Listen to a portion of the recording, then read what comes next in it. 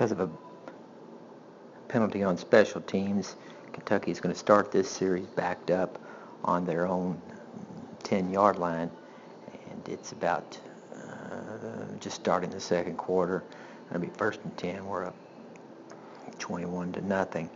But what you want to see here is the defense has got all 11 within 6 yards of the line of scrimmage. Kentucky's got a fullback in the game, so it looks like it's going to run the ball out of this mess and get some breathing room. And the first snap on that is indeed a run. It goes for a penalty.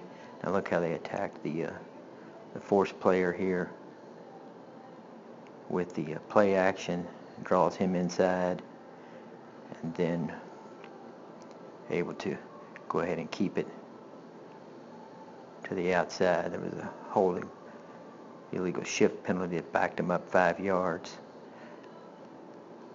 But in the booth, what they're watching is this 3-3-5 alignment, these back 5 here. Notice how close they are again.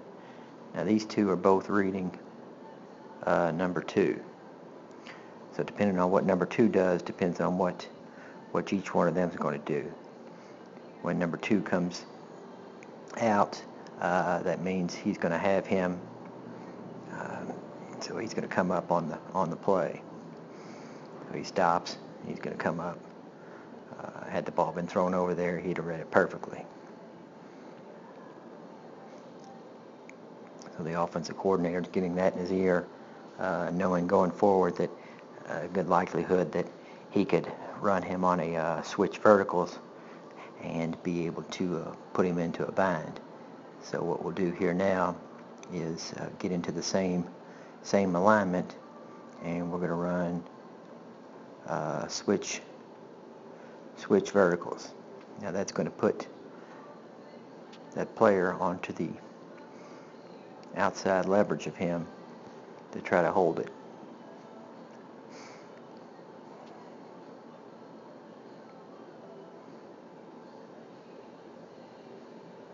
So he's going to get a run pass read first. He's got his run read. He's going to bail out. Now once he's vertical, he's got all of number 2. That's going to put him all of number 1.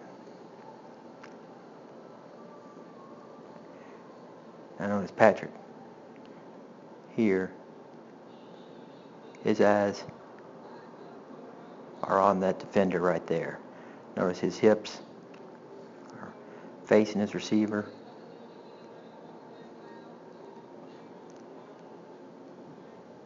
The ball's already gone. That's an anticipation throw that allows that throw to be made. But it was really set up by the previous run play when the offense coordinator was able to get a read on what he expected the defense to do from that formation. So that gets us out of the going in.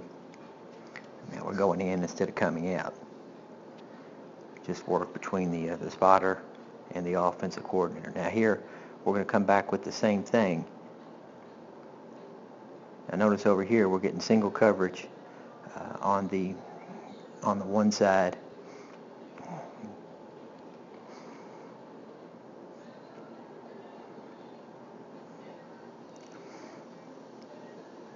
Go.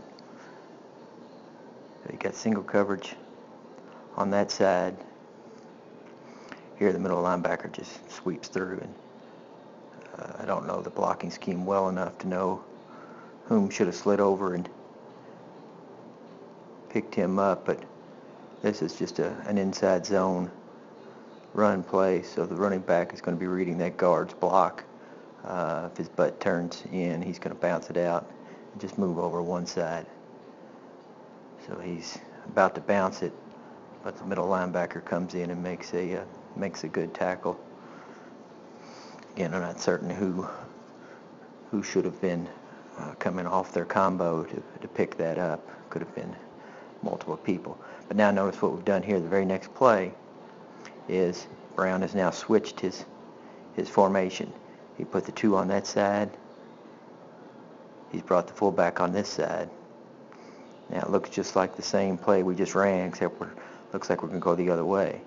Based on what he saw the previous play, he's now got single coverage here.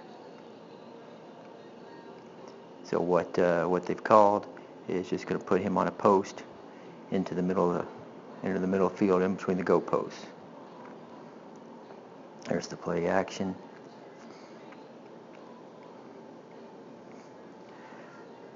Not every play works, but as you can see, it was there. Where the breakdown probably came in this play, I think, was the fullback. Now notice what we've got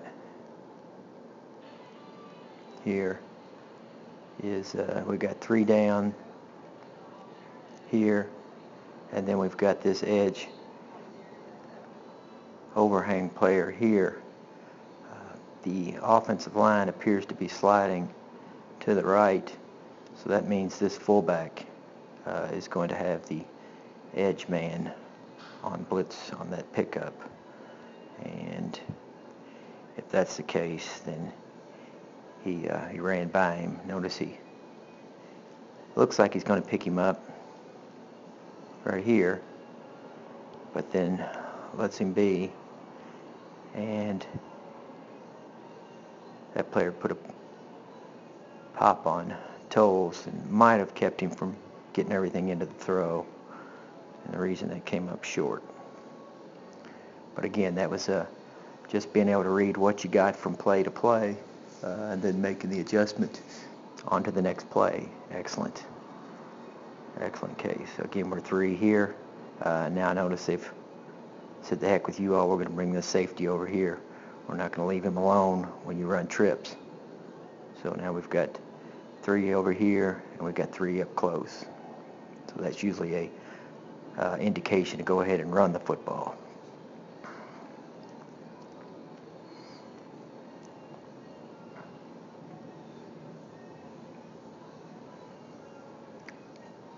Just a nice catch there. Couldn't see the route distribution on it, but it looked like it was just a speed out by the number 3 to get leverage on his linebacker. And again, that's a ball you got to throw and on time and in the proper area. Now we're down to the 30. Quick quarterback sneak to get the first down.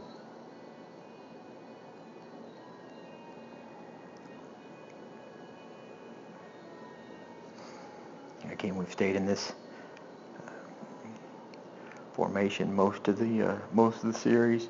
Got 2 on this side. We got to get 1 over here. Now they've dropped him off. Now we've dropped him off so that we don't have the single coverage on that side anymore. But again, we've got this edge player. Got another edge player. Then we got another possible one there.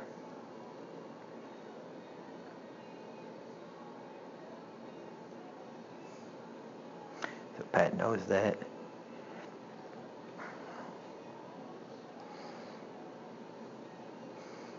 Quick throw, quick release.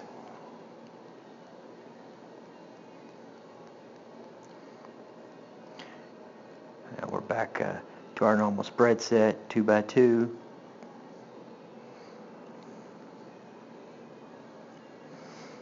This was starting to look like an ugly series at one point. This is just nothing pretty about this one at all.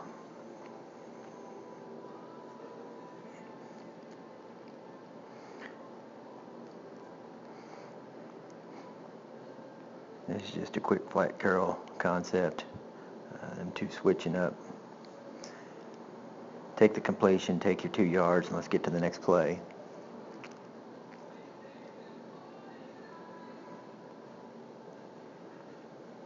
Now it's 3rd and 10. Notice again we've got 3 down, 2 linebackers showing, And because of the compressed set, also got a chance that this man could be coming.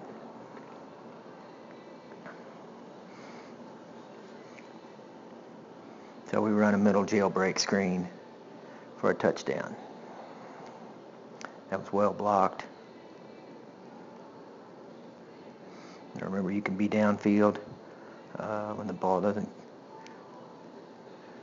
cross the line of scrimmage.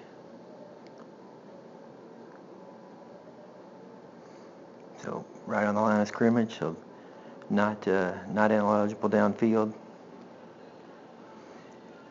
These two just take out both linebackers and safeties.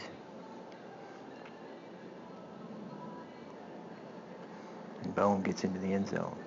That was my favorite series.